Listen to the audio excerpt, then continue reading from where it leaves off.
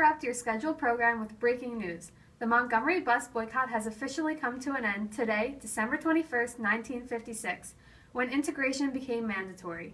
We've got the whole story start to finish here on CNN News. Here's Helen to tell you more. The spark of the mass protest was due to the busing system right here in Montgomery, Alabama. At the beginning, Montgomery's bus system was highly segregated. The front 10 seats were reserved for whites and the rear were for blacks, regardless of the racial composition on the bus. The middle 16 seats, however, could be adjusted by the driver to match the racial ridership for that day. Originally, blacks were only trying to get their busing system modeled like the one in Mobile, a system where blacks were seated from the back and whites were seated from the front, and the racial divisions could not be changed until a passenger got off the bus. I was hoping to find Rosa Parks here on the scene. Excuse me? Oh, here's Rosa Parks. Hello. Rosa, can you tell us about what happened on December 1st, 1955? Well, December 1st was the day that I got in trouble with the law for not giving up my seat to a white man. I stopped the bus, and then the police came, and then the police put me in jail, and the police fined me $14. $14! Wow. Amazing. Blacks no longer wanted their bus system modeled after Mobile. They wanted no segregated seating, black bus drivers for black routes, and greater courtesy towards black riders. Joanne Robinson, a member of the Women's Political Council, and E.D. Nixon, president of the local NAACP, had leaflets printed and distributed to African Americans informing them about the boycott. They believed that the boycott would be extremely effective considering African Americans made up 75% of bus ridership. On what they had thought was the first day of the boycott, 90% of African Americans stayed off the buses.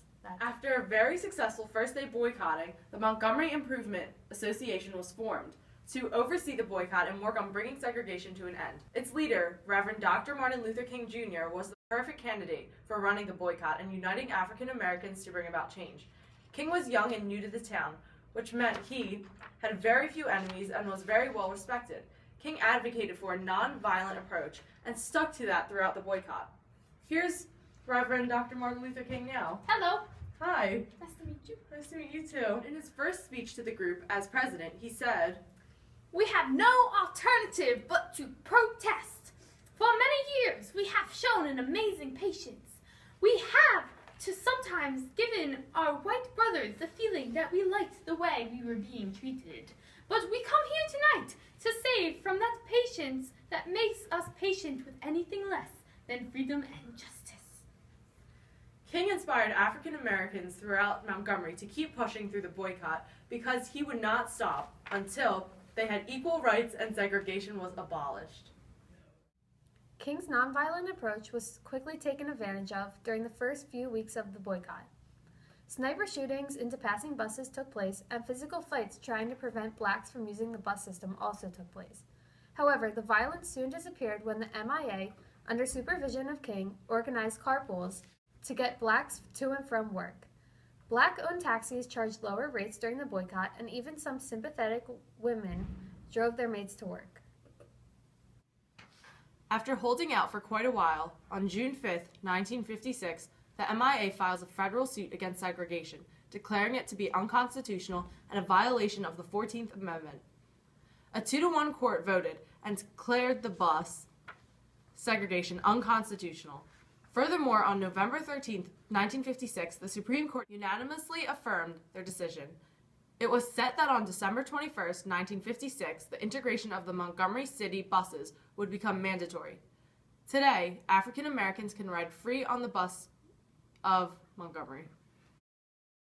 When asked about the success of the 382-day boycott, citizens have said, "Yet the boycott established the power of nonviolent direct action so clearly that it would characterize civil rights protests throughout the coming decade. In strategic terms, it served to depict black demonstrators as simply peacefully insisting, in the face of violent and illegal segregation resistance, on rights that injustice should be theirs. This goes to show that fighting for what you believe in a nonviolent way can serve as a model for the future and shows that anything is truly possible with support."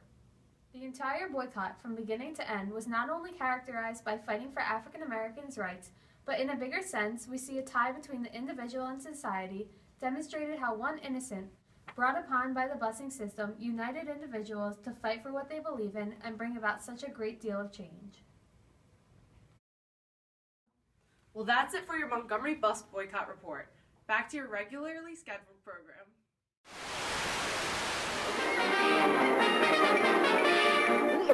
That's all, folks.